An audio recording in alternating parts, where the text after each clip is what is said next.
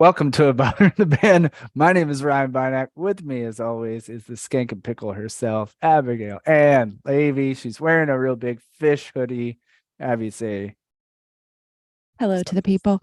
I was going to say something ska related, but you're going to get plenty of that in this episode.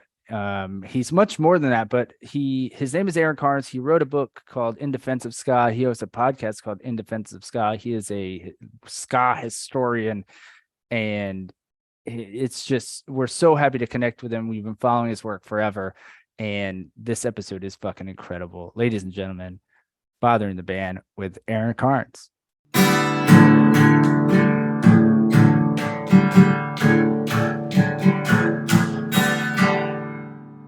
Aaron. Howdy. Thanks for having me on. Oh man. We're so excited to have you on. Thank you so much for doing this.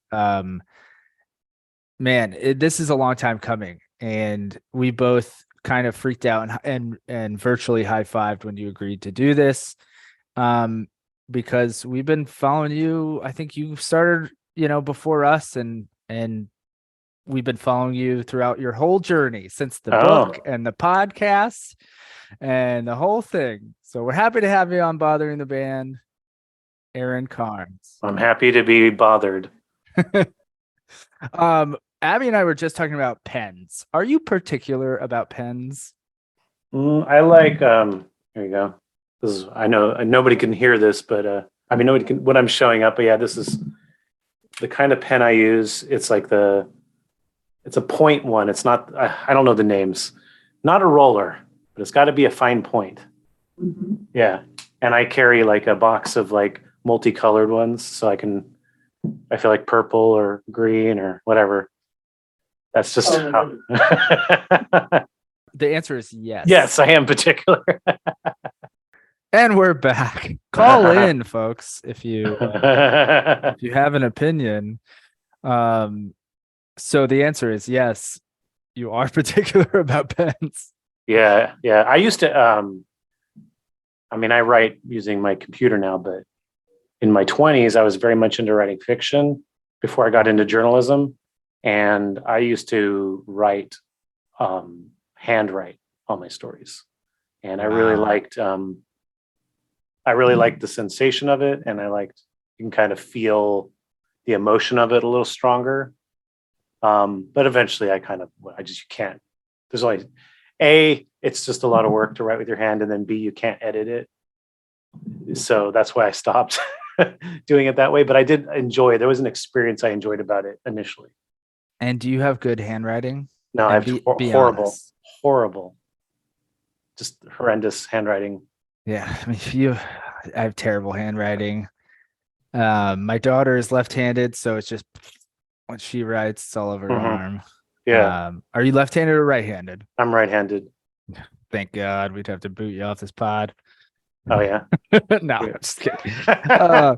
Okay. Aaron, tell the people, one, how are you and where are you? I am good, and I am in Sacramento, California. Okay, Sacktown. Mm-hmm. Sacktown, the Bay Area, and back down. Well, we're technically not the Bay Area. That's just I grew up in the Bay Area. So Sacramento is not the Bay Area. We're Central Valley. As a host of a music podcast, I have to just throw this out there that I know that, and I was just singing a Tupac song, the West Coast song. We are Northern. You can say like Northern California. We're all Northern California, but yeah, I grew up in a city in the Bay, barely in the Bay, called Gilroy, which is just south of San Jose. If you're coming into the Bay Area and you take there's only a couple ways to get into the Bay Area from I-5. One of them is if you get to Santa Nella, where the big soup thing is. Everyone sees the big soup. Take 152 and you'll enter into Gilroy in 40 minutes. So we're kind of like the entryway into the Bay Area. And we're also the garlic capital of the world. Oh, wow. Those are like really the only two interesting things about Gilroy. So do you love or hate garlic? Garlic's amazing. How could anyone hate garlic unless you're a vampire? I have questions. Yes. is this like you grow the most garlic or you eat the most garlic or like there's a garlic festival? Like, Oh, there is it. what? Well, okay. The reason it's a garlic festival has to do with like manufacturing and like historically there was farming there, and then it sort of became like highly manufactured there. So you smell garlic in Gilroy. There was for a long time there was a garlic festival, and it was pretty massive actually. There was a shooting a few years ago, like right before COVID, and a couple people died. It's really sad. And then COVID happened. There was no garlic festival for 2020, and then I think what ended up happening was because of the shooting and because of COVID, they were like kind of ended the festival. Although that's very controversial and very upsets a lot of people, and I'm wondering if it's eventually going to come back because it's like a hometown like pride thing, the garlic festival. I mean, everyone that grew up in Gilroy, myself included, worked at the garlic festival doing something. I think I did like cleaning garbage. You know, you would like go around the festival. They had these big like barrels, which were actually garlic barrels, so they smelled like garlic. Oh, nice. I was going to say, did you just reek of garlic? This thing, I've like had friends come to Gilroy and visit me, and they'd be like, "Oh, I smelled the garlic the second I got into town." I'm like, "I don't smell it." I smell it here. I smell it over the airwaves. Yeah. No, but I just threw a ton of garlic in my dinner. So yeah, in honor of you, I knew this was going to happen. I did my research. I know all about the garlic. All right. Adam Davis, my co-host, is also from Gilroy. So we've known each other since high school. He's a couple years younger than me though. Cool. Very cool. He co-hosts and edits the In Defense of Ska podcast with you. He co-hosts. Our editor is Chris Reeves. Oh, okay. That's my bad. Yeah. Chris Reeves. Well, he has Ska Punk International's kind of like a record label. Yeah. And our podcast. That's his world of ska business that he does. It's a fantastic podcast. The Vic Ruggiero I listened today. It is so good. And yeah. And you walk such a fine line of like music, ska geek, and then exploratory journalist. And it made my drive today so much better. There was a couple really funny stories, but I think the thing that I was most proud of is that we kind of kept the conversation fairly serious and historical, which I think, leave Vic to his own devices and he'll just tell you funny stories all day long. Amazing stories. But I really wanted to kind of dig. There was a lot of questions I had about like the history and some of the stories behind the songwriting, like all the stuff with Tim Armstrong and Hellcat. I knew some of that stuff, but I didn't really know what had happened to the Silencers. We talked about that. That was a band that they did. And I didn't even know he played with Transplants. That was a surprise to me. Yeah, that's why. For a very, very short while. So a lot of that stuff was like really fascinating. And that's what I was kind of after. But yeah, he threw in a story about meeting the Wu-Tang Clan, which is probably the funniest story that has been told on In Defense of Ska. Oh, man. I was texting Abby the whole time at stoplights. People, listen to this. So like I was saying before, we started that you gave us the courage to start this thing. And okay. Also, I bet Abby has it closer than I do. When your book came out. So we have some with the podcast, and then before the podcast, we have a lot of crossover connections because I'm a writer as well. So I knew a couple of people behind Clash Books who published your amazing, fantastic book. And are you grabbing? Yeah. I knew she had it close. Comes with a poster, at least the one I ordered us did. Yeah, it's because you pre-ordered it. Yeah. So Abby and I grew up in Orlando, Florida. And at the time, and some of the listeners, if you're playing a drinking game, take a drink because they've heard this. At the time, we hated it. We couldn't wait to get out. I went to New York. She went on her winter journeys. And but now looking back, Orlando, Florida, surprisingly had a huge ska and punk scene. And I'm not going anywhere with this, but nostalgic. And your book made me just further appreciate my youth. So thank you. My band, we did 3 tours, and on our second tour, we did play Orlando, and totally bizarre show. I wish I could remember the name of the venue, or maybe you'll know it. I don't know, but it was a church that did non-church shows. Does that ring a bell? It was like, we're a church, we're a cool church, we're hippies. We let like punk shows happen here, as long as you follow some rules. But we're down with that. What year was this? 95 or 96. I mean, this is right at the time I was 13. So That's I when was we met. yeah. And there was like And nobody at the show. There was like 15 people.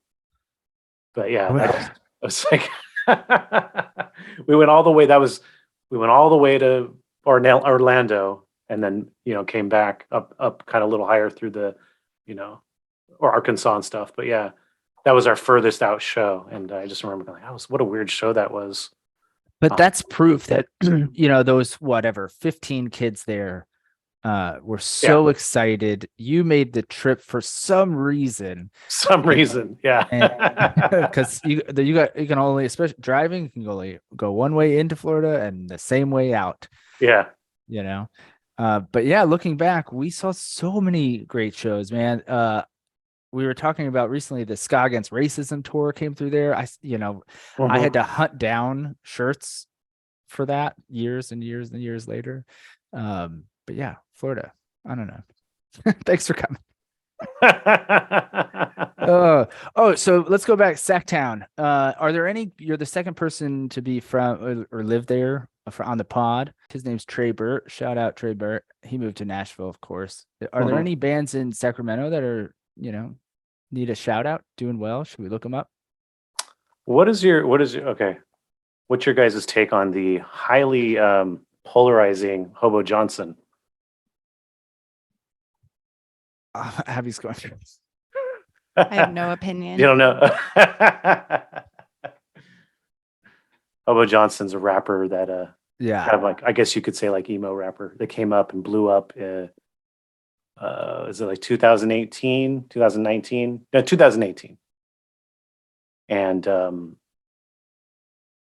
has fans that are just completely, totally fixated by him, and has like the other half of the internet hates his guts and belittles him to like a ridiculous level. Well, we already talked about murder, so but I knew we're hitting all the bullet points here. Bam, nailed it. But it's interesting for me because I was doing I was writing for the Weekly, and I'd gotten to know, his name's Frank. I gotten to know Frank before he blew up. I interviewed him for the Weekly when he was just like, just starting out. And then he had this video go viral. It was for this song called Peach Scone. It was a submission to Tiny Desk is what it was. And it just blew up like overnight. And he got like a manager and a record deal out of it. He did not win Tiny Desk, although they did invite him on there, I think because it was such a high profile thing. And he just had this big career. He's kind of been silent for a while, I think through COVID, and he just played a few shows like recently. And then Adam, my co-host, he has a band called Omnigon, and they're ska punk. Adam used to be in a band called Link 80, so it's a similar style of ska punk. Adam, like a couple of weeks before this show that happened in San Francisco, Adam's like, "Oh, should I text Frank and see if Omnigon can play?" I was like, "Sure." I thought he was joking. I was like, "Yeah, of course, text him." And he texted me right back. He's like, "Oh yeah, Frank says I can play." And then we keep talking about it. I think this is a joke the whole time. And then on the day of the show, I see like a set list, and I see Omnigon's like main support for Hobo Johnson. I was like, that was serious. I didn't know you even had Frank's phone number. Oh my God, good for him. We are firm believers in you are proof of it. And our mutual friend Fred Armisen is proof. Just ask. It can't hurt if you're polite. The worst they can say is no. Sure. If you're professional and polite, I feel like again you'll get either a yeah sure or a, no, I can't make it, or I can't make that happen. Yeah. When Frank was coming up, though, there was a lot of like interesting sort of I don't know what you would call it, like offbeat alternative hip hop stuff that was bubbling up in Sacramento. Like the Philharmonic was another person. Philharmonic played that show. Very, very interesting, talented musician.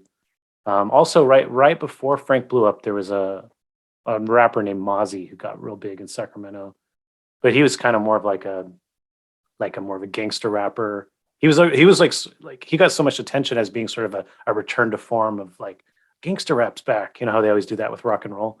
They did that with Mozzie. Yeah, he's good. Garage Rock is back. Yeah, exactly. Speaking of Garage Rock, have you guys seen the Instacart commercial with King Khan? Is the song? So do you know a band King Khan and the Shrines, or King Khan and Barbecue Show is one of his bands? No. Very, very cool garage rock. He's a friend of the pod. He was on it when it was just a written series. Yeah, so the song, this you'll see it immediately. Whatever I'm doing in the computer it's going to pop up as soon as you go to Instagram or your Hulu or whatever. And it's King Khan. So it's very cool. And it's all garage rocky. So I hope you made some money from that. That's how you make money now. Yeah. Selling out. Aaron, how do you feel about selling out? I don't know what selling out means anymore. I think so. Selling out used to mean don't sign to a major label. And it also, I guess, was even there. The gray area was like, well, if you sell out to a major label or you sell out to like maybe even Epitaph might be considered that sellout territory.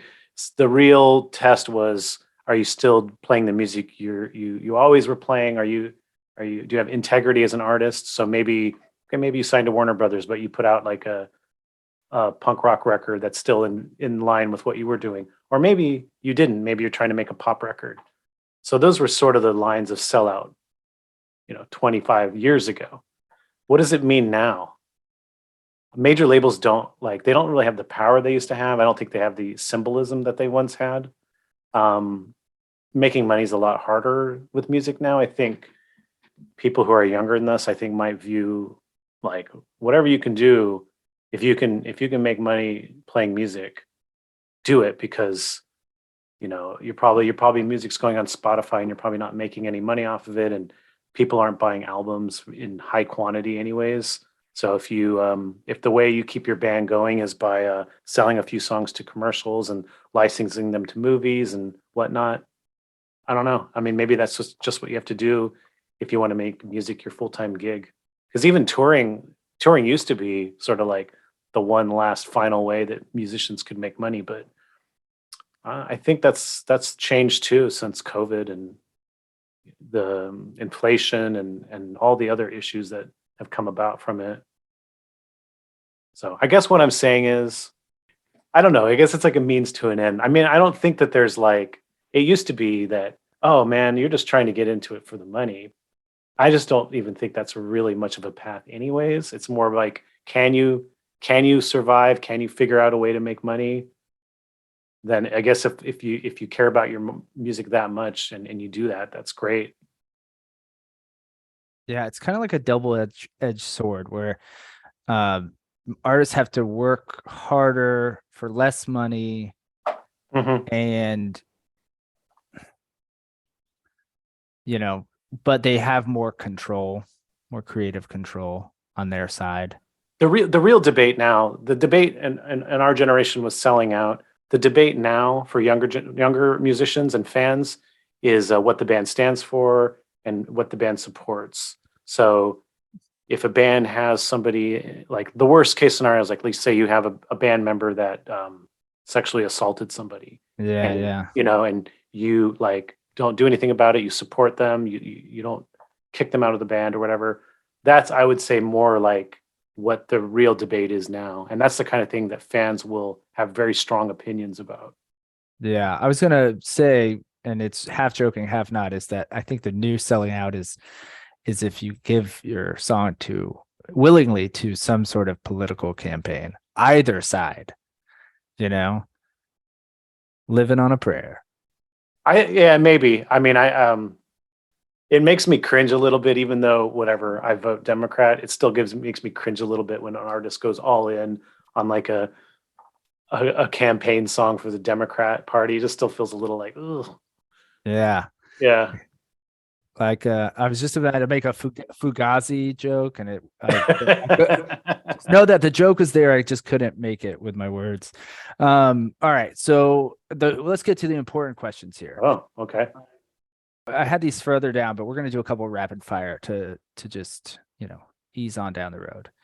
Okay, Operation Ivy or Rancid? Operation Ivy. Good answer. I have an Operation Ivy tattoo. Hell yeah. They're my faves. We're trying to do a show at Gilman sometime. I don't know, this year or next year, whatever. Offspring or Sugar Ray? I don't know. I guess I would have to choose Offspring. I'm not really into either band all that much. I mean, I don't dislike them, just not really my thing. So you love Sugar Ray. We got it. Hey, not bad pop songs, I'll say. No, we're just yeah. Elton John or Phil Collins? I'm gonna go Elton John, but I do like me some Phil Collins. Okay. Yeah. Carne asada or carnitas? Funny enough, both of those were nicknames that were given to me when I was younger. But I would say carnitas. My last name's Carnes. Oh yeah. Yes, yeah. Wait, who are Ross, Marshalls, or TJ Maxx? I think I'll go with Marshalls. Okay, all right.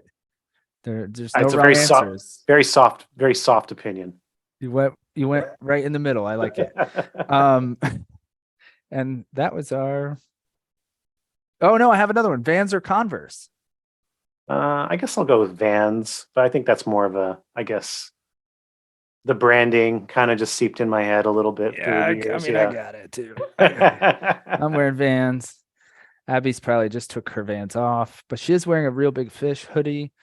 Was that just for me? Or is it just what you normally wear? She was wearing it yesterday too. I tend to do laundry on the weekend, and then I have pajamas, the particular hoodie I wear for a week. So we're almost done with this one. All right. Okay. When you were a kid, what was your cable situation? So when I was about junior high, we moved to the country. And when I say country, it's like still technically in Gilroy, but it's like, you have to drive about 8 to 10 minutes from where the city typically is considered to be the end of the city. So that meant that there was no actual cable there. And there was no TV satellite. But however, my parents got a satellite dish. So we had satellite TV. And initially it was the Wild West. It was just you would have to there was no guide at first. You would just try to figure out, and the dish would move and then you would find stuff. And then eventually it got a little bit more systematic. And I remember watching the first iteration of Comedy Central. Oh yeah. It was I think it went through a few names, and the programming was interesting. It was comedy. It might have been Comedy Channel at one point. I know at one point it was called Ha, H-A. Oh, wow. And the logo was a cartoon face, and then he would open his mouth and would say Ha, and the Ha would come out of his mouth. Yeah.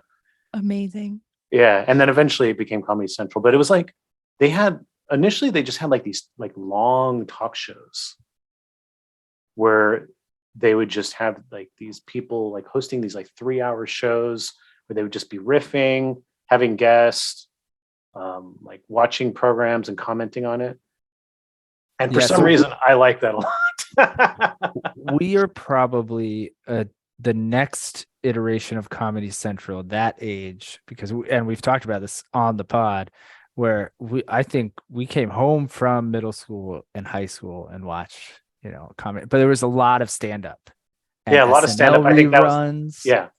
Ab Fab and Kids in the Hall, and then movies like Airheads and stuff like that. I was really into stand-up actually before, when I was a little bit younger than that. I had a friend who had HBO and he used to have to have cable channels to see stand-up, right? Yeah. And I had a friend who would just tape all that, and we would sit and watch it. And I was obsessed with it. And it was there was full on like comedy show, like specials, but then there was like these like little half-hour shows where they would cut together like 5-minute segments of these comedians, and they weren't like necessarily super big comedians. They were more like the working comedian level. And yeah, I don't know why I was so into it, but it was fascinating to me. Well, you're speaking our language. We love it. I mean, it's we're consummate products of pop culture, and especially the 90s, of just this. We like things because that was the only thing on. And I think that also gave us an avenue of discovery. We discovered a bunch of cool shit. I remember liking things that like were so old, like Dick Van Dyke and all that stuff. And now I feel like generations don't go backwards as much as we did, And we asked dumb questions pertaining to this a lot. But do you know who Bridget Fonda is? Yeah. All right. I want to say, like, I'm just going to touch back on the comedian thing. Oh yeah. I remember my absolute favorite thing in that era of comedy that I ever saw was Bobcat Goldthwait. Oh yeah. And that was back when he was like, just crazy, or his act was, I don't know if he himself was crazy, but just doing the voice and just losing his mind on stage. I don't even remember what his material was, but to me as a kid, I was just like, oh my God.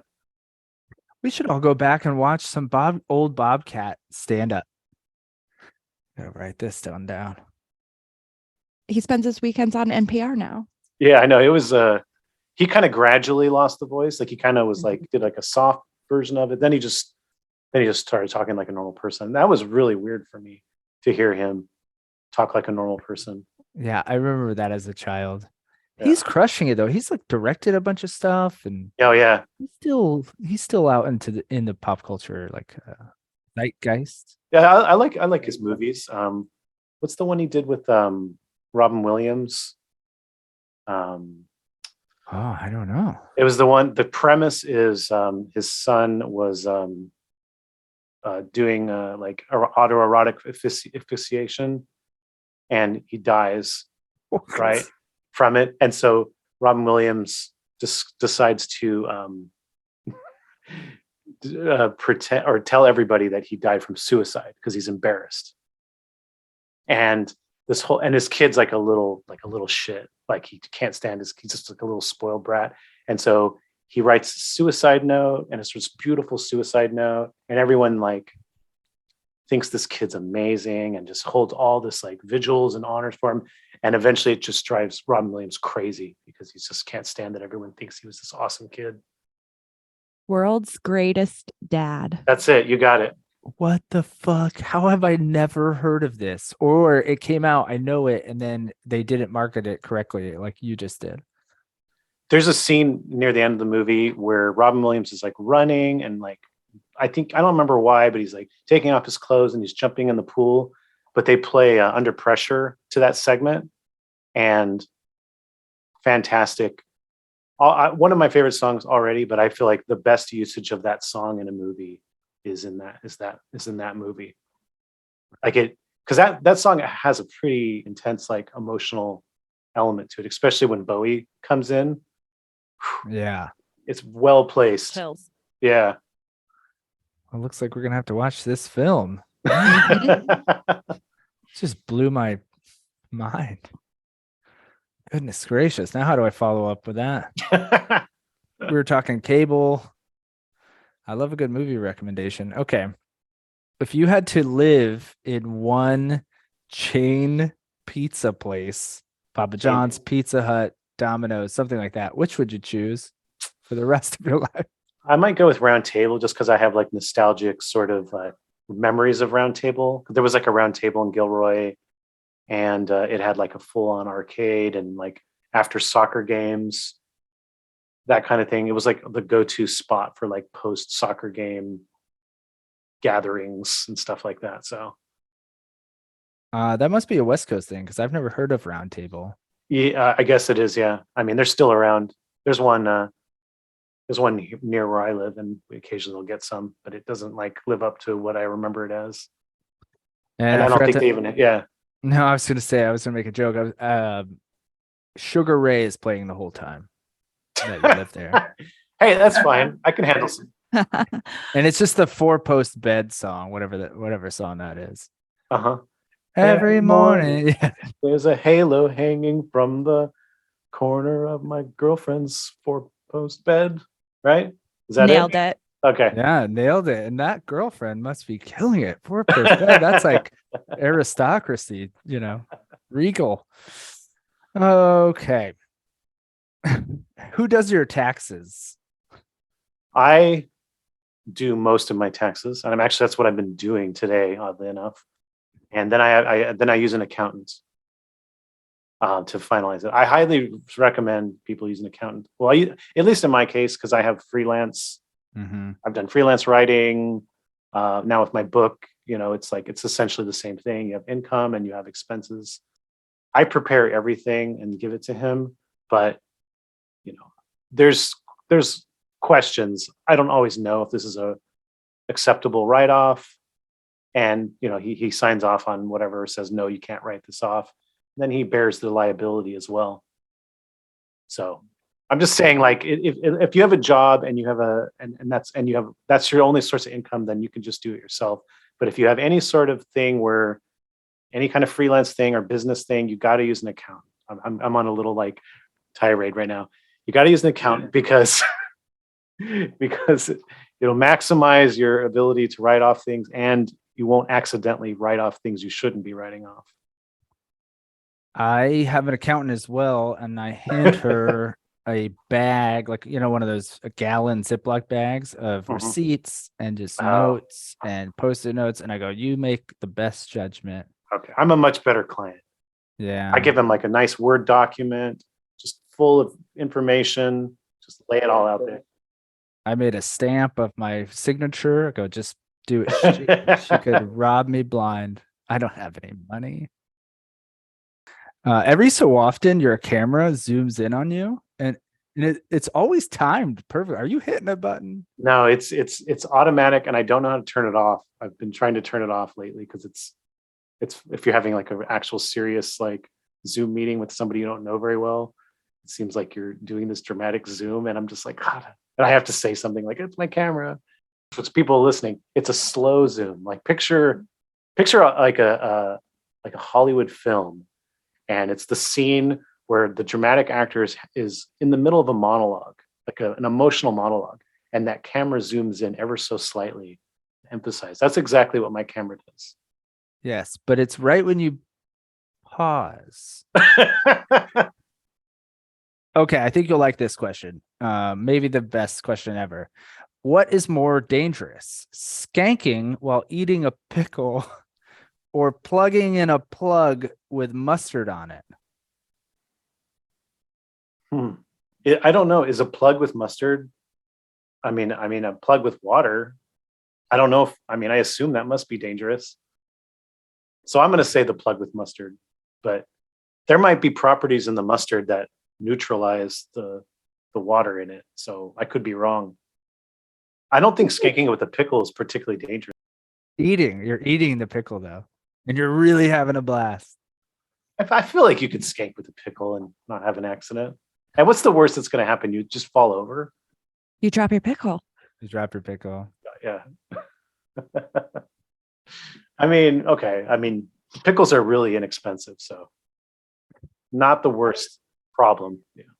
I'm embarrassed to be here for this question. That was such a good inside baseball ska reference that I am so proud of. Get ready, podcast awards, best question of the year. What was the first music you ever bought? Okay, so my first, actually, I grew up. I grew up in the church, so I was lots of Christian stuff. I'm not allowed to listen to non-Christian music, like Supertones. I'm just kidding.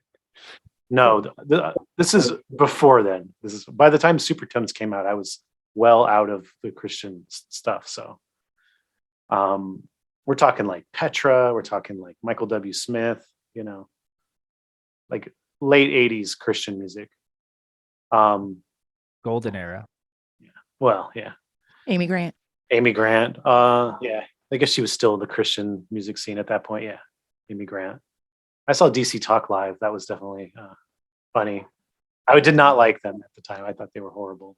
First, so like as I worked my way out of Christian music, I got I listened to some like safe like 50s radio, different things. Finally, was able to convince my mom to let me buy some just regular old CDs.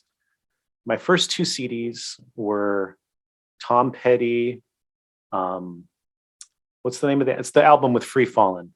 It's I guess his first solo album, right? That record, and then Midnight Oil, Diesel and Dust.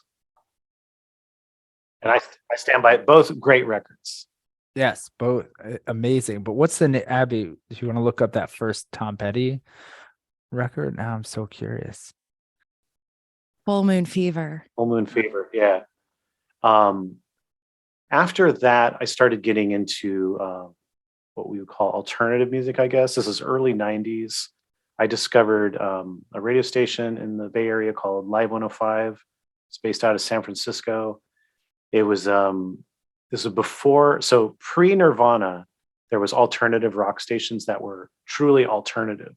They played music that was not considered mainstream at all. And like Midnight Oil was played all the time, and Depeche Mode, which still wasn't really like a major band at that point. And so I was obsessed with listening to Live 105 and alternative music. And I got really into I got really into Depeche Mode and Cure and for that kind of music for a little bit. And then they called Live 105 before Nirvana. And I preface that because that changed alternative rock permanently. They called themselves, their slogan at the time was the rock of the 90s. And they did that in the 80s. Oh wow, so clever. Yeah. So and like I would listen to the station and like I would know none of these bands, but I would just be sitting there like writing names down, and discovering all this music and getting into it. And then I sort of like as I got a little older, I kind of transitioned into like wanting to know more what was going on like in the clubs. Like club music is kind of how I referred to it when I was younger. And ska was the component, but ska wasn't the first one. It was like funk, a lot of like funk stuff. Like before Primus broke, they were like a big like club band in the Bay Area. Mr. Bungle. There was other bands around them that weren't as big. Like it was a band called Psychofunkopus and Fungo Mungo. Fungo Mungo got a major label deal, but it was a terrible record. And then I think the bass player, if I'm not mistaken, of that band went to either start or join Third Eye Blind. And then he had, then he got big. So it was just like a lot of those kind of bands, Limbo Maniacs. I was like really into that music. I don't know. I'm not sure if it was so much the music, something about the culture of it and something about the fact that it existed in the clubs really appealed to me. But once I discovered ska in that same area, essentially, I really just shifted and gravitated to that music. I think the only bands that I really continued to listen to were Primus, Mr. Bungle, Fishbone. I had discovered in that era as well because they definitely fit both of those worlds. Yeah, actually, when I started listening to Fishbone and Mr. Bungle, I didn't know that what they were playing in some of those sections were ska. I didn't know ska was a thing, but I liked those parts of those songs. How old were you in this time you're talking about? I must have been maybe like 15 or okay. Yeah, I mean, like I said with the religious thing, I kind of had a little bit of a delay because I wasn't even really allowed to listen to this stuff until maybe 15, 14. So I know like a lot of people talk about going to punk shows when they're like 13 or whatever. That just wasn't on the table for me. You weren't too far behind. I think it's pretty, normal. My first show was I was 16 when I finally got to my first show, and that was Living Color. Oh yeah, that's cool. They played at the San Jose Event Center, which is about 35 minutes from where I lived in Gilroy. And yeah, it was a great show. The only reason my mom permitted it was because it was me and my best friend Rob and his older brother Ryan, who was only like a year older. he was going to go with us and he was going to drive. And she was like, okay, you can go with Ryan because Ryan's a responsible older. Ryan was the least responsible of the three of us. And he was an insane person behind the vehicle. He would do a thing where he would like put like a tube on his windshield wiper so it would go out, and he would just want to drive around and like shoot like water at like passerbys, people on the sidewalk. And I'm almost positive I have a memory of us going the wrong way on a one-way street on the way home from that concert. So, and would you go from Gilroy? Would you go into like San Francisco and Oakland to those shows? Eventually, yeah. Initially it was San Jose was okay, and okay. So these funk shows, Santa Cruz a little bit. Yeah, I didn't get to go to a ton of them, but I knew people that went to them, and like they would just like I would get tapes of like live tapes, or like they would play like underground radio shows. So there was like a mystique to them that to me, some of it, it's like these bands exist in this like other world, and only like these select people at school even know of them. The rest of the kids don't know about them. And even I have like limited access to them. So I think that was part of it too. I got into punk rock too, but I wasn't as much into punk rock as that stuff. Man. So two things. One, can you imagine how cool it must have felt to be the kid to break a band in like your middle and high school? Be like, here, check out this tape, everyone. My big brother went to this show last night in the big old city. Here. Yeah. It must be so cool. Whoever did that is the best. Like that was the thing with the Fungo Mungo. I mentioned them having a terrible major label record. There was this like live radio show on tape that I had where they were, at least my memory of it is that it was amazing. Like just so fun and like loose and like funky and kind of a little silly, but kind of serious. And then I just listened to that tape all the time. And then they put the record came out and it was so just like stale and like way overproduced. I was just like, horrible. Wow, what a letdown. Yeah, talk about selling out again. That's like a thing. That is like something that bands did sometimes. It was like whether they were selling out or not, or just sort of utilizing the resources that were given to them and not really knowing how to utilize them. But that would happen sometimes. It's a band just lost everything in the process of releasing like a major label record. And then it would not do well commercially as well. And it just like kind of killed the band. That's what happened with the Spit Valves. Aaron, do you know who the Spit Valves are? No, but I feel like I know their story. Did they go on to any success at their other bands? Well, the band, the three main guys are in. It's called The Attack. They're a punk rock band. They're all up and down the East Coast, open up for a ton of people. Dropkick Murphys and Less Than Jake all the time, like those type of band. I'm sure you can imagine what type of band they are. Something else I wanted to go back to, and it hit me, and I really want to get your educated take on it. You were talking about funk club bands in the Bay Area, and I just thought of every Bay Area like rapper that I know is a little bit funkier. Yeah. May have a horn section in a song or two, and I'm like, oh my god, just kind of put that together because all those rappers, Dilated Peoples, Jurassic 5, our friend Lyrics Born, E40, they all must have come up. What are your expert thoughts? I think that was a thing. Digital Underground, another one. I think it was. I don't know that it had to do with the bands, but I just think that there was the style was established by early Bay Area rappers, because I think rap has had more of a very localized like elements to it back then. So this is sort of like the Bay sound. This is the New York sound, whatever. So I think that ended up sort of being the Bay sound for a while. It's cool. It's a cool sound. Yeah. All right. What next dumb question do we have? Do you own a robe? I do, yeah. Do you wear it often? Is it an everyday robe? Okay. I wear it fairly often, yeah. Because I work at home most of the time, so. Yeah. Does it still have the rope? Yes. That you can tie? Is there a name for that? I don't know. Abby knows. It's a belt. A belt. Okay. There's no other specific like Roby belt name for it. Let's look this up. This is a fun thing to do. And while you're looking it up, what's your favorite book? Since you wrote a book, what's your favorite book? Or the last book you read, you can go with either. The last book I read was a biography on Nico, which was excellent. Nice. It's called "You Are Beautiful, You Are Alone," I think was the title. Oh yeah, I know that one. Yeah, it came out like a year and a half or so. Yeah, it's fairly recent. Yeah. Okay. Very cool. Very in depth. Actually didn't know a ton about Nico. I mean, obviously, I was familiar with the Velvet Underground. I wasn't super familiar with her solo stuff, and I didn't understand its impact on goth and a lot of other sort of macabre type of music that came out in the 80s and 90s and beyond, 70s. But yeah, she played a big role in that stuff. Oh, I mean, they were very influenced by her solo work. Yeah.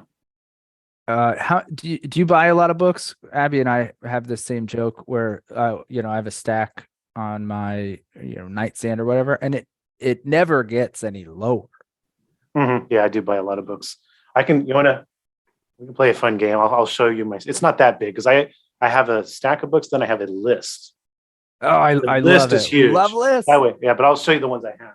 Show us your stack. Oh, it's zooming. Whoa, I know. See, these are so I have 5 to be read books. I have Kitchen Confidential by Anthony Bourdain, The Loop by Jeremy Robert Johnson. I believe it's a science fiction book. Strongman, The Rise of 5 Dictators and the Fall of Democracy. My wife read it and recommended it to me. It's a profile on some fascist governments, gives you a little insight into how the whole thing works. I thought it was a self-help workout book, but that's fine. Don't look back in anger. This is an oral history of Britpop, basically. Oh, I bet you that's a load of fun. Saturday Night by Susan Orlean.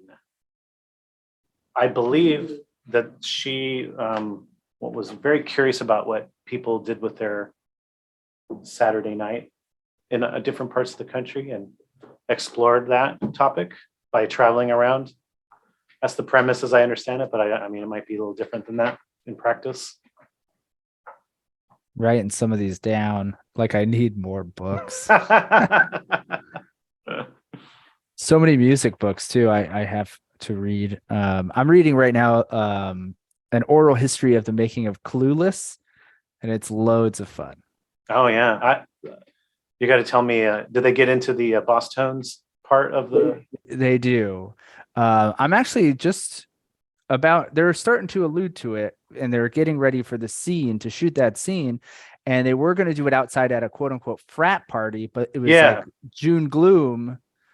It might have been a different part of the year, but it was raining. It was raining like crazy, so they couldn't do it outside, so they had to move it into a location inside and like kind of change the narrative so it wasn't a quote unquote frat party.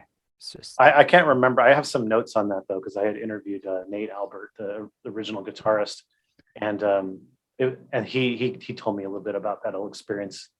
Was it a positive experience for him? Yeah, they felt like it was fun, and they felt like I think they had some they I don't know if demands are the right word, but basically like some rules that they in order to do it, that they had to be able to play certain songs or for certain lengths.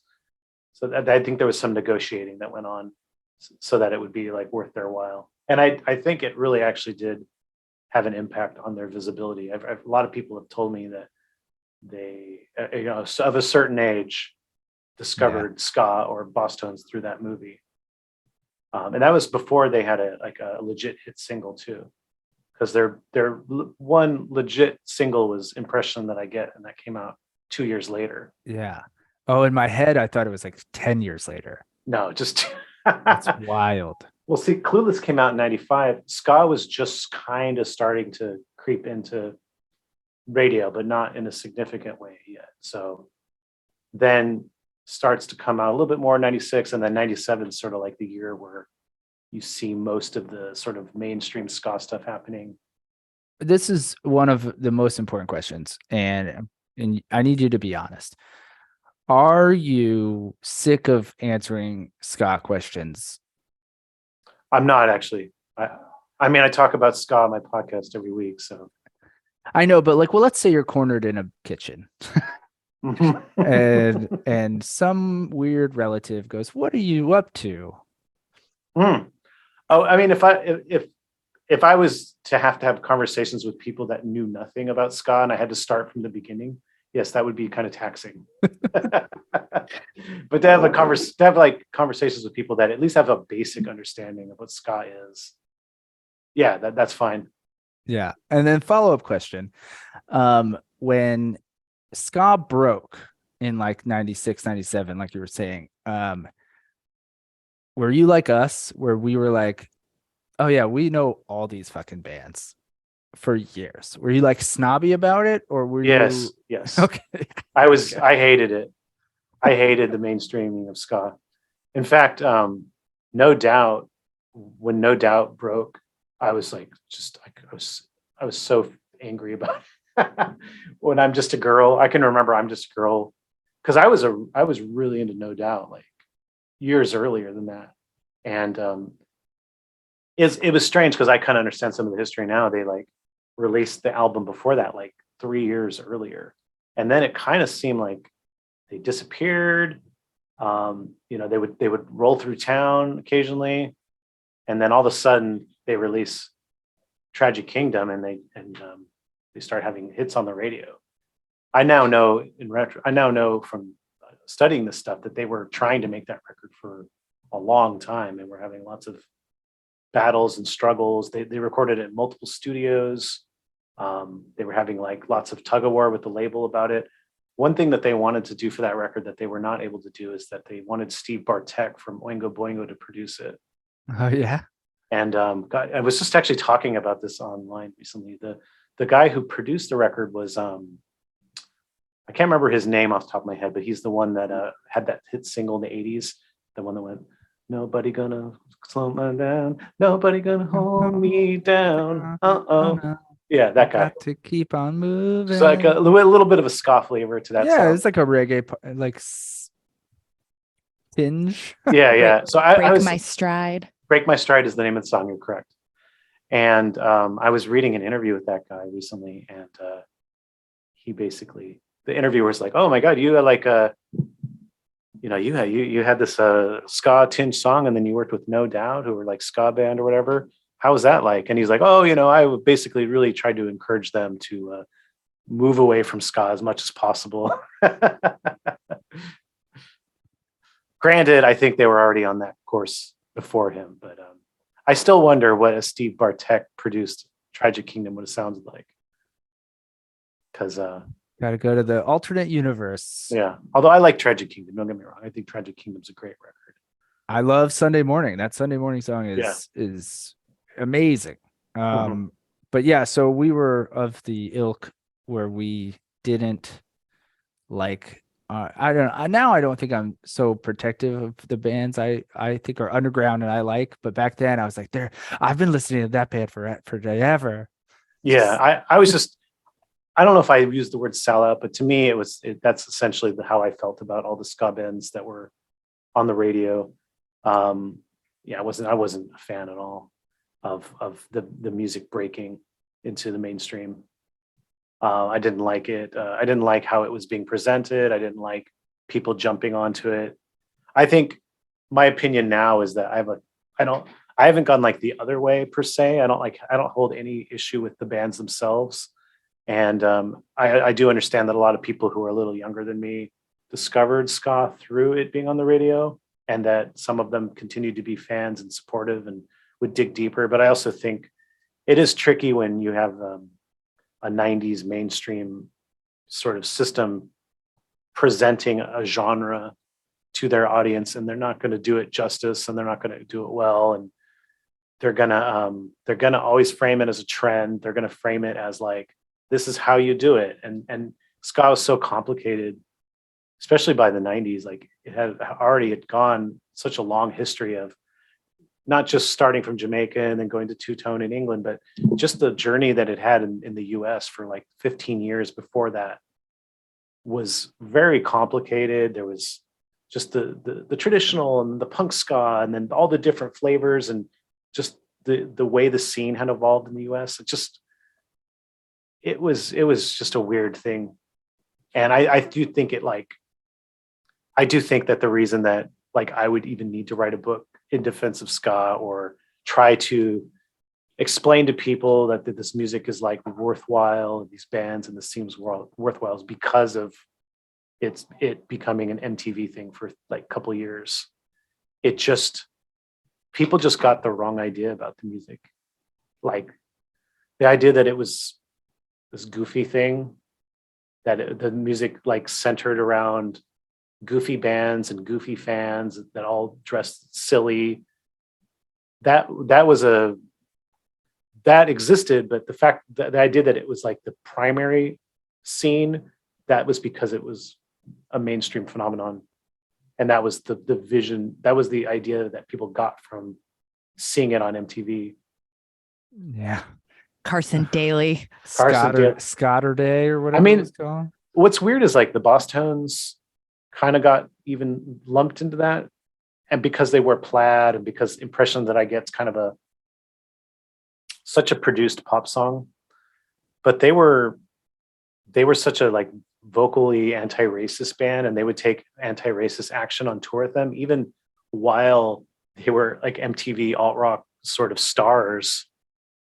They were talking about the politics of ska, but I feel like it aside from the fans probably got that, but the people who weren't like super involved didn't catch that about the band, and they still would try to like frame them as being kind of goofy and fun. And you know, they sort of, I can understand if I was a Boss Tone, I would probably feel like my legacy was like not presented correctly at all during that time period.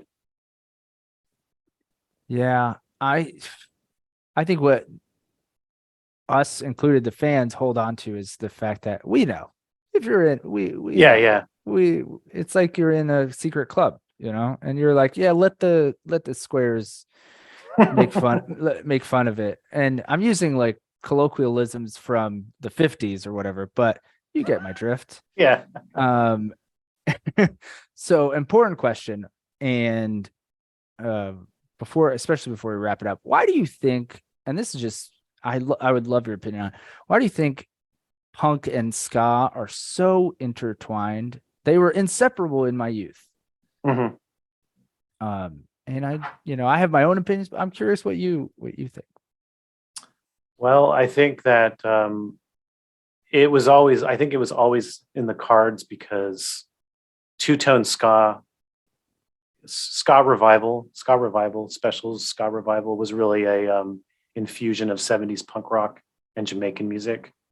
So before the specials, ska music was Jamaican music. It was strictly dance music, and it probably would have stayed that way. It probably would have been music that was old, you know, that you look back on. It's like during the 50s and the 60s, ska music, you know, was popular in Jamaica, and people would probably, like crate diggers would probably have pulled out those records and played it and stuff. But the specials and the other two-tone bands revived ska, and they revived it as a kind of a punk thing. Like it was a deliberate thing. I mean, I was reading an interview, or it was like, I was watching an interview with Terry Hall. When Terry Hall passed away, he was talking about that. He was talking about how he didn't even consider the specials to be a ska band, that he considered them to be a punk band. So I think that as two-tone was like much, much more of a significant thing globally than Jamaican ska was. And by that, I don't mean it's better. I just mean it was, it reached a lot more ears than Jamaican ska did. Not only did it become like top 5, you know, top 10 pop music in England, it just trickled into the rest of the world. Ska scenes formed because of two-tone obviously in the US. I mean, there would have been no ska scene in the US were there not two-tone. It didn't come through Jamaican ska. ska, two-tone ska spread all over Latin America, all over Europe, elsewhere. So they kind of established what ska was, I think, to the rest of the world. You know, some people would dig farther back, but they kind of got into ska through two-tone first. And so that music had elements of punk in it. So it was a natural progression that it would have an element of punk to it, and then it would get more punk. You know, when you had bands like Mighty Mighty Boss Tones and Operation Ivy were significant. I think Operation Ivy weren't the first band to be such an overtly punk band to play ska, but they were the significance of them, the way that music affected people, I think really altered things. There was a band in San Francisco that happened almost at the same time as Two Tone, just after. They were called the Offs. Like, it sounds like a punk ska band. Like, they're playing punk ska, like in the same way that other bands were. Fishbone, I think.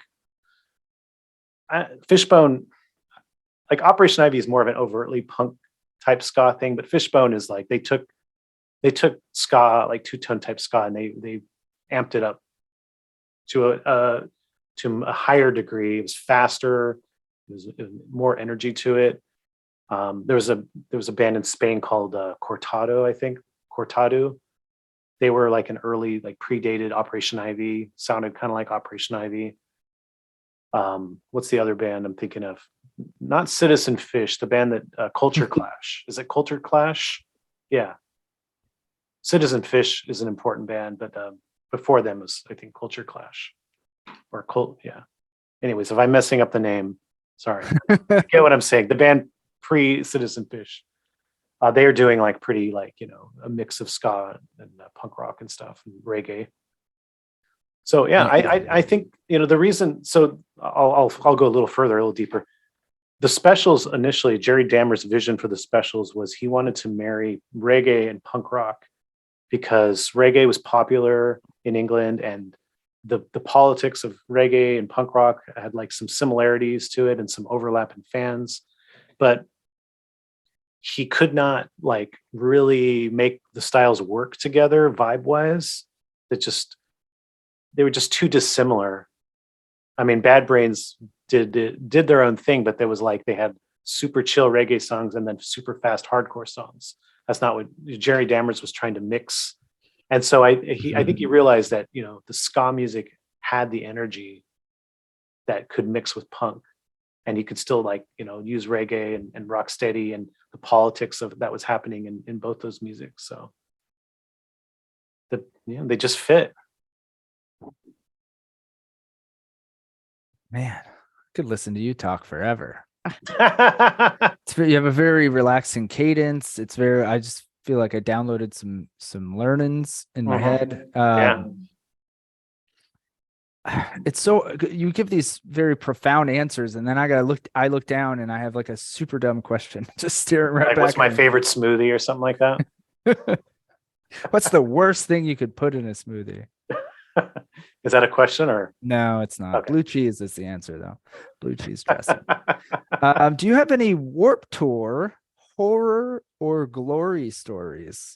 I've never been to Warped Tour, actually. What? I know. Wow. I wasn't interested in Warped Tour when I was younger.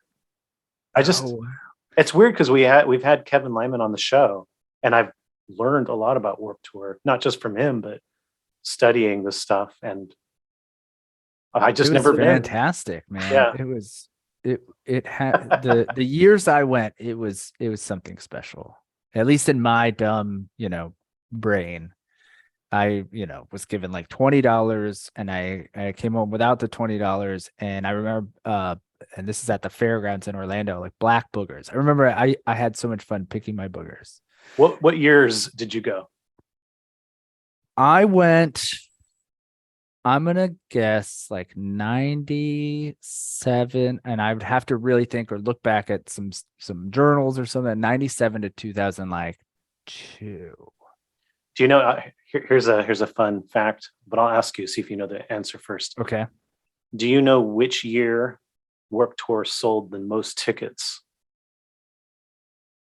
I don't. That seems like an Abby question because I feel like she's probably been to more than I have, and I'm gonna guess last year. No, whenever they ended. I don't know. That's false. Not correct. I would say early 2000s.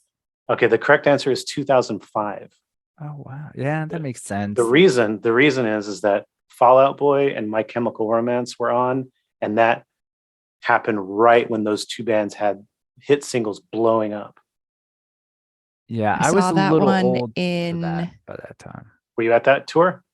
I saw that one in I was stopped either in going- Tampa or Jacksonville for that one. And it probably my last was 2006.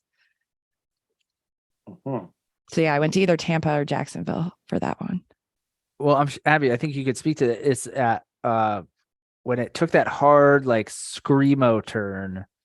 I was already under no like decision making process. I had just found other things to do, and yeah, so I missed that boat. I did see Limp Bizkit. I saw the Used. I saw Eminem. I saw Green Day on.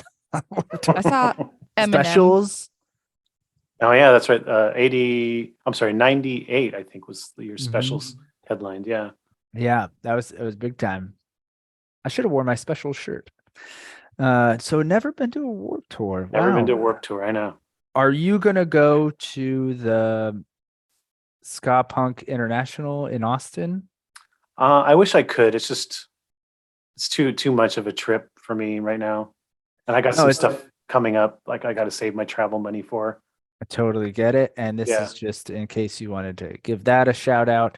But yes, please. But if you're listening, you should definitely go. Yeah, you should. And you should also read In Defense of Ska by Aaron Carnes, because that is. Oh, I want to plug something that's not, well, I guess it's sort of out there. I haven't like really launched it yet, but go for it. I wrote a second expanded edition of In Defense of Ska, and it's coming out in August. It's the same book, but it's got more, and some of it's been edited and fine-tuned, and now I have to have two copies of this. Yeah, and I added like probably way too much. I don't know. There's like a novella's worth of additional content in this book. Oh wow, I can't even wrap my head around that. So I'll just full transparency. I've been saying forever, per what I said about growing up in Orlando and having a surprise ska scene and looking back and pleasantly, surprised. I was like, oh, I always wanted to write like a coming of age novel about skater punk rock ska kids in Orlando in the 90s.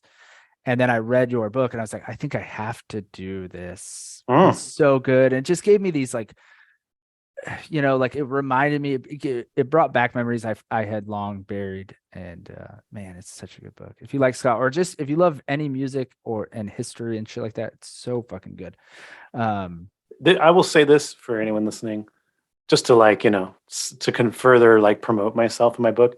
Yeah, that's in my opinion, as a music book reader, it's a unique style of music book because it's historical, but I insert my own like personal stories. So it sort of changes perspective. Like you'll have one chapter will be like a story of my band touring some like shitty show in Texas, and my band is of no significance, no importance historically. It's only in there to sort of give you like a ground level, like this is what it was like to be frontline level. It's not like this is an important moment. It's more like, just giving you a sense of how it actually felt. And then it would like shift to like being like very like deeply reported chapter, so, and then it might be a chapter where it's like an essay on a topic where I'm giving you some like opinions and some thoughts. So you read chapter to chapter and it's like, it changes. You're like constantly in the same book. And I feel like proud of that. It's a unique thing. And so in the second edition, I added things throughout the book, that I felt like maybe were missing. And then I wrote a whole long final chapter. Sure. I can't wait for a couple more. It's like a kind of an epilogue. I call it kind of an epilogue. Well, when ska has a revival, the fourth wave of ska, you're going to have to do it again. So,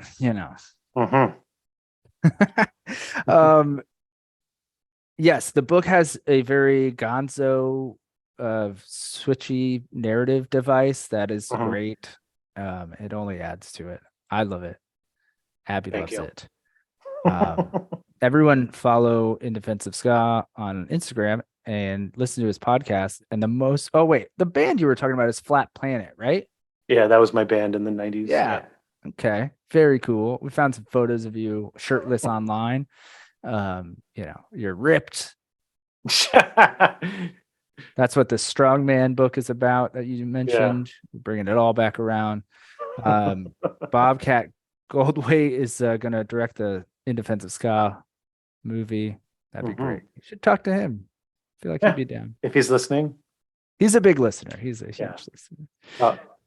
I have two other funny, silly questions. One is, what's your favorite Fred Armisen film? Whew. Let me think about that one for a second. You know what's funny, Abigail, is he can't get, I wonder if you're like this in your real life. Is like he can't give a one-word answer, which is a very cool thing. I'm trying to remember. I mean, I know this isn't a movie, but I really like Los Spookies a lot. Oh yeah, that's so. Great. Can I say that as my answer? Of course. I said movie, but I meant like any project. Okay. Los Spookies is great. Los Spookies, unfortunately canceled kind of recently, I think, right? Yeah, I don't think it got picked up. But that gives Fred's on Wednesday now, which did get picked up.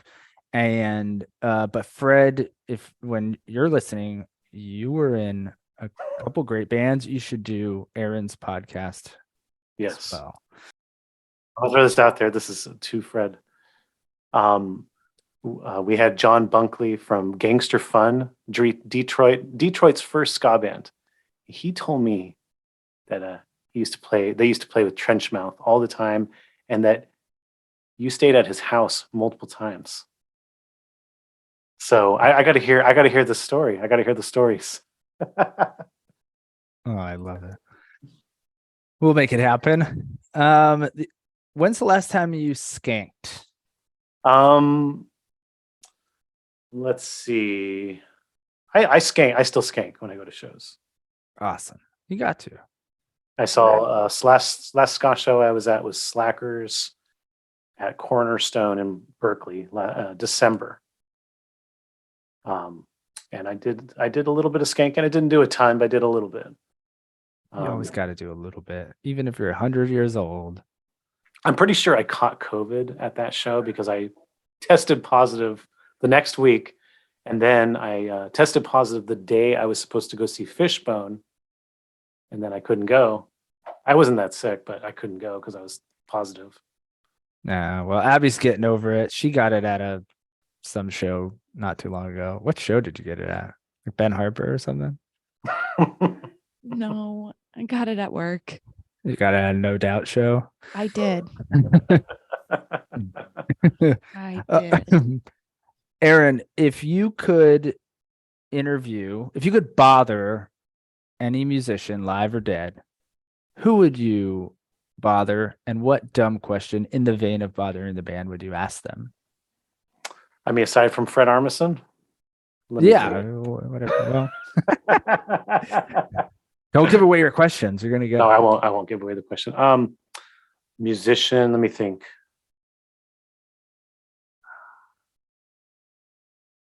I don't know. Let's see. Obviously, Jerry Dammer, some specials would be high on my list. I don't think he's all that keen on doing interviews very often, and I don't think he particularly cares for Americans. So that's what I gathered from reading about him. Fair enough. He hated touring the U.S. by the way. And then did you know specials played Saturday Night Live, and in like 1980 or whatever, and he absolutely refused to get into the limo that was provided for them to escort them to the show. He was just disgusted by the whole thing. Did he take the subway, I wonder? I can't remember. Did he take a taxi maybe? I don't remember what happened. I just remember the whole thing. Just hated it. Oh, wow. When they played in LA, they played at the Whiskey or Roxy, I can't remember which. And they were there for 5 days. And the club, I think, or the Chrysalis, the record label, the US U.S. department or whatever that was there. They like put checkers all around the club as like a sort of like, hey, we love you. This is for you. And he was like, this is bullshit. This is gimmick. We're not about gimmicks. Like he was just angry.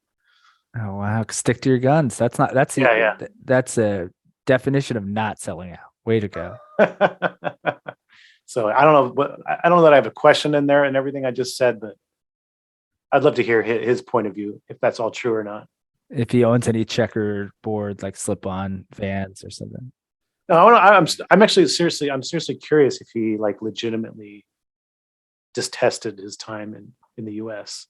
and you know, he never really pursued a U.S. audience after, and you know, some of his peers in the two-tone bands did. When the two-tone bands were reviving in the 90s, when there was this like a legitimate ska scene in the U.S., he never participated. The Specials like reunited with every member but him. Oh man. Yeah, I want to know where the hatred comes from. Let's try to we'll get him on too. Yeah. Let's get him on. And then what is besides the extended version of the book, what does the future hold for Aaron Carnes? I am working on a new book, but I it's not like a done thing yet, so I can't really say anything publicly because it may not happen. It's about swing music. It's the swing revival of the 90s. That's what you should do it on. All I can say is that it is a music book, and that's all I can say. Cherry Poppin' Daddies. Yeah. which as an adult, as a father of a little girl, I had no idea that band name was so problematic. You know, the first time I saw that band, actually the only time I saw that band was in 92. Because I saw Skank and Pickle. That was the band I went to see, and they were like the first or second opening band. They weren't a known band at the time, and they were billed as the Daddies, right? Oh, somehow worse. And I was like, oh, and so they were like dressed up like in shirts and shorts. They weren't wearing zoot suits, and they played like ska, funk, jazz. You know, they just kind of played a bit of everything. And I remember I was like, oh, this band's pretty good. And I bought their tape. And then all of a sudden they like the Cherry Poppin' Daddies, which I guess they were the Cherry Poppin' Daddies. And then they were the Daddies. And then they were the Cherry Poppin' Daddies. And then they were like this swing band with like this wearing suits and everything like that. So, yeah. Squirrel Nut Zippers were kind of like that, where they had the one swing song, and then but if you listen to them, they had a bunch of cool ska, jazz, like punk influences. Yeah, and their single was really more of like a calypso song. If you like really listen to it, it's not really jazz or swing. And they were really more kind of into like old blues, and you know, they're great. They're still great. Yeah. The whole swing. I only know about the swing stuff now. I wasn't into it at all, but Ken Partridge. He wrote a book shortly after mine, just in like unintended timing, called Hell of a Hat, and it's about ska and swing. So his ska chapters were stuff I pretty much already knew, but his swing chapters were all in stuff I didn't know because I wasn't interested in that. And it's kind of interesting to hear like some of these bands came from different scenes. Nobody was really swing. It was like they were into like, you know, jump blues, or they were into all these old different kinds of music, and then they sort of coalesced around the same time, and the mainstream again called it swing. The swing thing actually was much bigger than ska. Like Cherry Poppin' Daddies and those bands, they were selling like millions of records. But that thing like kind of rose and fell in a much more significant way than ska, because the ska scene was older, and it was like there was a lot more bands, and had a lot more support. So I think when ska would stop being mainstream, even though people were saying it was dead, it didn't really die, because there was still a ton of bands and a ton of people that liked the music. So, but whereas the swing bands, I think they were sort of on islands unto themselves, like the 6 or 7 bands that broke. They weren't really from these massive scenes. So it was, and then everyone got into swing dancing. And it was way more of a trend sort of. Yeah.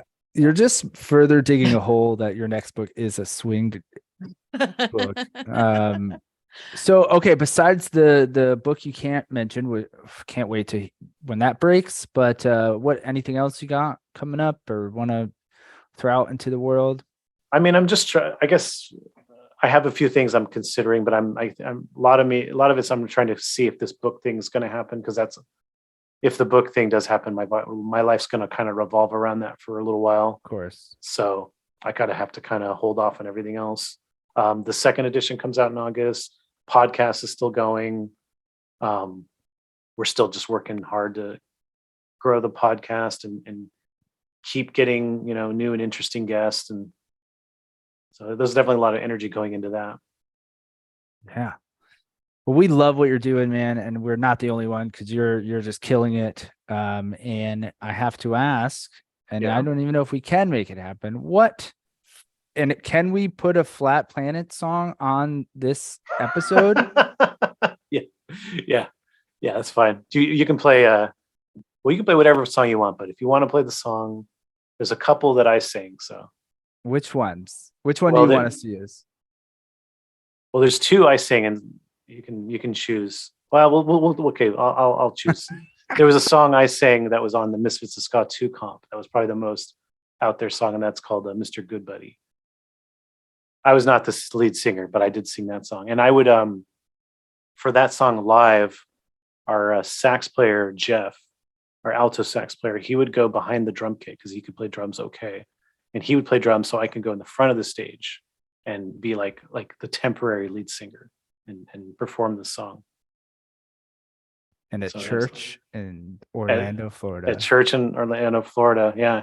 Actually, I can kind of remember, the church elder people, they just got down when I remember playing that song. Yeah. If anyone's going to find it, you're going to find it. Music is such a good time machine, though. We'll figure it out. And she's already going. This has been a fantastic show. I feel like if I ask any more, if we just do a deep dive, if I segue at all, we're gonna be here for we're gonna turn it into Joe Rogan here for fucking two more hours. He has a really long podcast. I don't know if you've ever heard of it, Abby. He has a really long podcast. This has been a great fucking episode. Aaron, thank you so much for letting us bother you. Oh, thank you. Thank both of you. Yes. Oh, it was a pleasure being bothered.